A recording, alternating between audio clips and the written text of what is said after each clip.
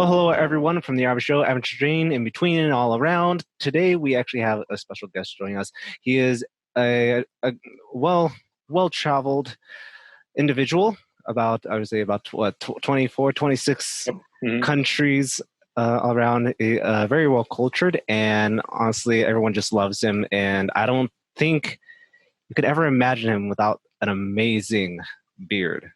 So he must have been born with it. So let me go ahead and introduce Ian Soneff. So go ahead and say hi, Ian. Thank you for having me, Alexander. I'm honored that you would want to include me as you start this segment of your channel. Yeah, no problem. First of all, for those of you who don't know, which is going to be, well, a lot of you, we actually work together. We're just all major history buffs, and we just constantly go on and on. But what we're here today for this show, I mean, like I said, this is the very first show that the Stache Show is going to premiere, which focuses on the commoner. Like I said, from your average Joe, average Jane, in between, all around, up and down, just to get their idea of just their experience when it comes to facial hair and what they have maintained to keep it healthy and sane. Of course, we will be interviewing newcomers into that kind of community. But for you, Ian, I have to say, were you born with that beard? I just want to know. Well, contrary to popular belief, I was not. But since you asked me to be on, for you to interview me, I have looked back, and I just turned 27, and I have had this beard consecutively, not on and off, consecutively for 7 years. So that's a quarter of my life. So that kind of took me aback even, and it's just a testament to how time has flown in the past few years as well. So I'm curious, because was there someone or something that kind of started all that made you want to grow in the first place, or was it a spur of the moment kind of thing? I mean, in essence, yes. So I'll kind of give you two answers to it. The first will be, why I grew it, and then, why I've chosen to maintain it. So I first started growing a beard. Well, for the last 2 years of high school, I went to a private school, and, I'm very much a person, and you probably can tell just by, interact with me, but I definitely try and, I'm more a rule follower for sure. And, at this private school, they didn't want you to have any facial hair. You had to wear a school uniform.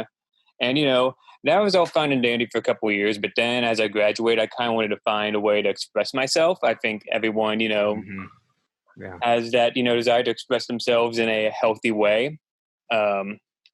So that's what I chose to do. I decided to grow a beard, and I was more on and off of that. It wasn't until 2013 that I just, decided to stick with a beard. Like a lot of people that I knew and loved at the time said I looked good in it. And, I've always felt I've looked young for my age, and almost too young though. Like I kind of didn't like, the idea of being mistaken for still being in high school. It's a good problem to have though, quite frankly. So I intend on having the beard for a few years, and I'm going to see maybe when I turn 30, I might shave it and see where I look from there. At that point, it'll be like a third of my life too, which is kind of crazy. But yeah, that's kind of, why I grew the beard and why I've chosen to maintain it all this time as well. Wow, it's just you're right about one thing. Definitely, I think one of the key factors of growing facial hair is just for that self-individualism.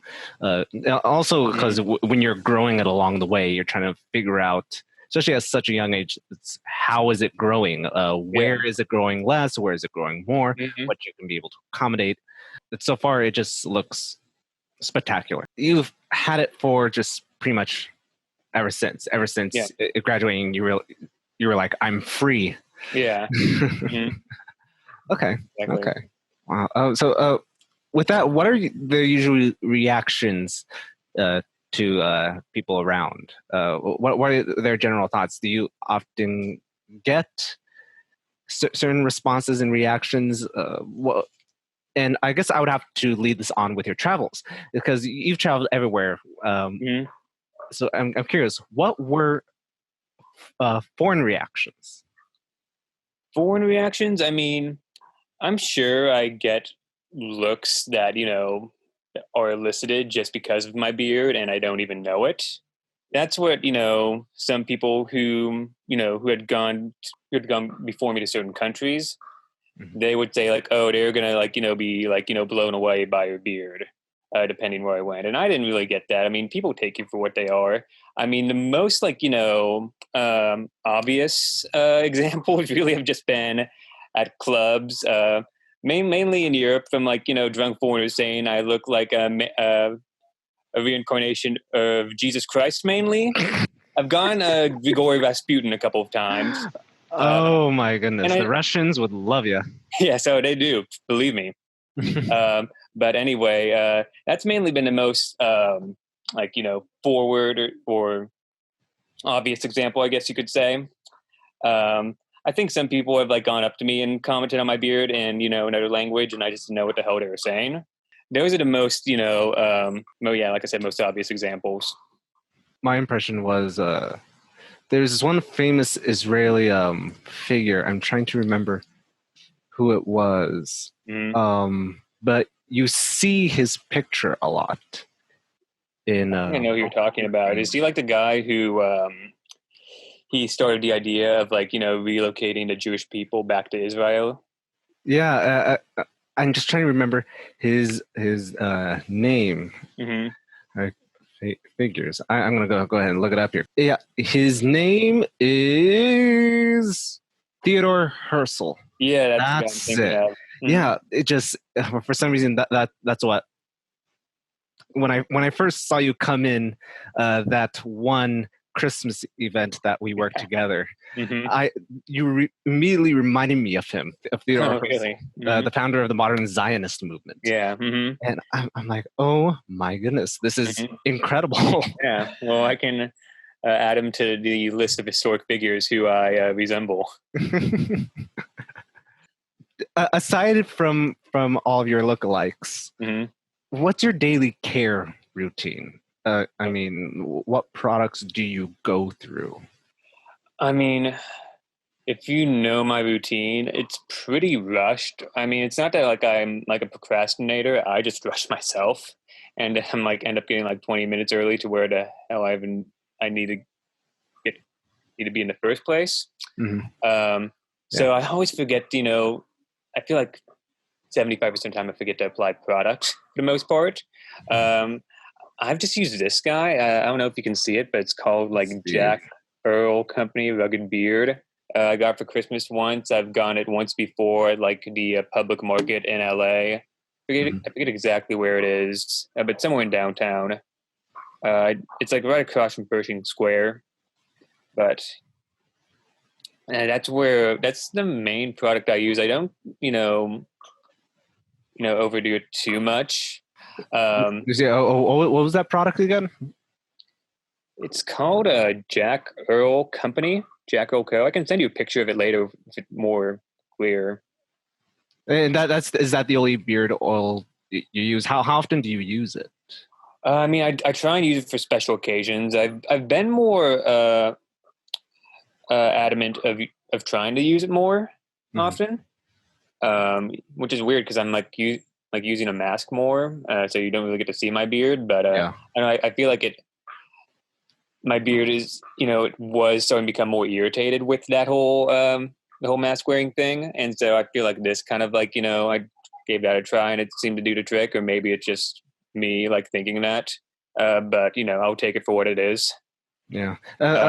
So it's curious because I think this is a good lesson, especially when we're in the middle of a pandemic here. Yes. Has there been any kind of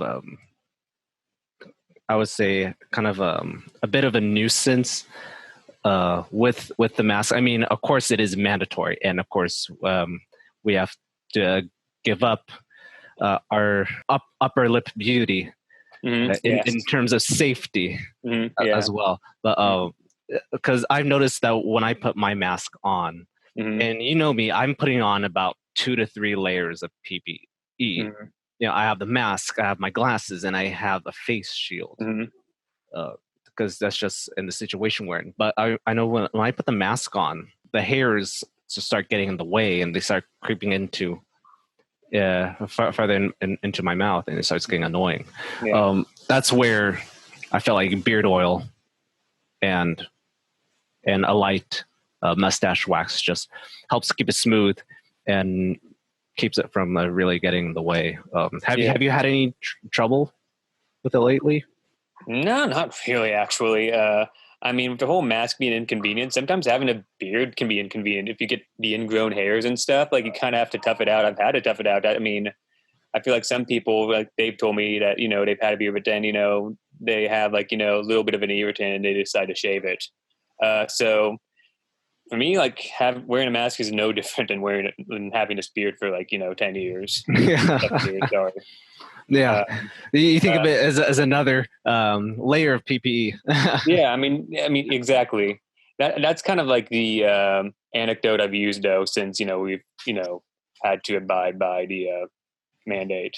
Can I like go into and say like when we were like in lockdown for 3 months and we were like out of work, I let the beard completely go. Yeah. I did not shave until like 2 days before we were called back. Wow. I mean, honestly, that was a good time too. It was, yeah. It definitely was a time for me to find myself in a way that I would not have had this whole thing happened. I go to different kinds of groups online that really focus on facial hair and men's health, and I always get the question, you know, should I grow it out? Should I try to grow it out, especially during this time? You know, even right when they're about to ask that question, I immediately go, yes. Now is the time. I mean, if you're in lockdown, you know, you're not really going out. And for those who are just so uncomfortable, getting used to it, they're uncomfortable just showing off that first few stage stubble. Now it's time to really, you know, you have 3 months worth to really see how far you could grow and what are your options. How long have you had it grown? Is this as far as it's grown? Or what were the limits that you could only manage yourself? Gosh, so if I were to guess, this is my beard after 6 weeks without shaving. Okay. Wow. I know I've gone like, you know, 4 months without shaving. Like when I like studied abroad in Rome, I flew out there like in mid-August and I came back in mid-December. So that's 4 months. I don't recall if I ever shaved, and I was just like look like a complete savage, man. I didn't like, you know, really shape it or anything. I just let it go, you know, during that entire time. Only when I started working at, you know, where we work, that's when I kind of made more of an emphasis to take care, because, you know, they take more, you know, more of an emphasis on, I don't know, personal grooming, whatever you call it. But yeah, I mean, that's the longest I've gone. I've definitely pushed to the limits to answer your question. The most recent travel you had, and this was just right before the pandemic, was in Peru, was it? Yeah. And were there any responses to that, or people over there? Because you were in such a higher elevation where our beard's just common, that, you know, it's a way for better warmth. Like, was there anything that struck out to people over there? So you're asking if the people there like tend to grow their beards out? Yeah, and with seeing you, was there any kind of difference?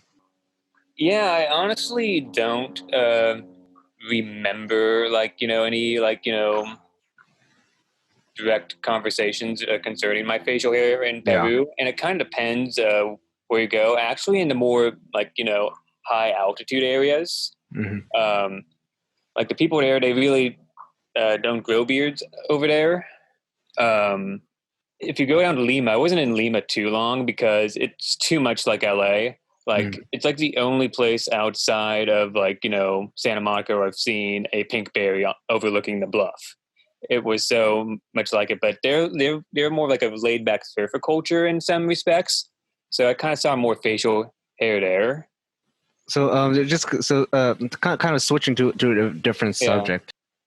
Do you have any tips and advice for anyone who actually has interest in growing facial hair, who are just about it or contemplating on the idea of it? You have anything that you'd like to that would enlighten us? I'd say, I mean, just the same reason why, I mean, myself, and I'm sure you did, if it just, makes you happy, it's a form of expression. As I was going as we go back to the first question we discussed, just, if you think it'll bring like happiness to you and, you're able to, if your work allows and stuff like that, I think you should go for it. Don't let any like social, pressures hold you back for it. That's for certain. You may find, as I did to my surprise, that people might, find you more, I don't know, interesting, attractive, what have you, by growing facial hair. So, it's you're always like kind of like experimenting, as well. And I think, it's a pretty innocent experiment to go by. Wow. Well, in that case, it looks like we're just about wrap things up. But do you have any personal projects or anything that's coming up or that you're contemplating on, or is there any social media sites where people can follow you to see what you're up to? Where can we find you? I mean, I'm just on Facebook and Instagram. I don't have like the projects that are going on, like you are. I'm not really like embarking on any projects like you, like, going through COVID. I was kind of thinking the same thing. Maybe you were like, oh, maybe I should start a YouTube channel to, channel my interests or my, even like my traveling experiences too. Like I definitely, have seen a lot of growth in that. And I think, sharing that with other people can be very helpful as well. I'd say that's where you can find me. All right. Well, thank you so much, Ian, for really helping us out here, for letting us know everything about the man behind the beard. And everyone, just go ahead and check out Ian and go ahead and follow him on Instagram and see all his travels, look back in the past, see where he's gone, and see everything about where he has been. It's really exciting. So thank you so much, everyone, for joining us here on the Stache Show with this average Mustache Monday. So thank you so much, everyone. And don't forget to explore, embrace, evolve. Don't forget to take care of yourselves because you deserve it.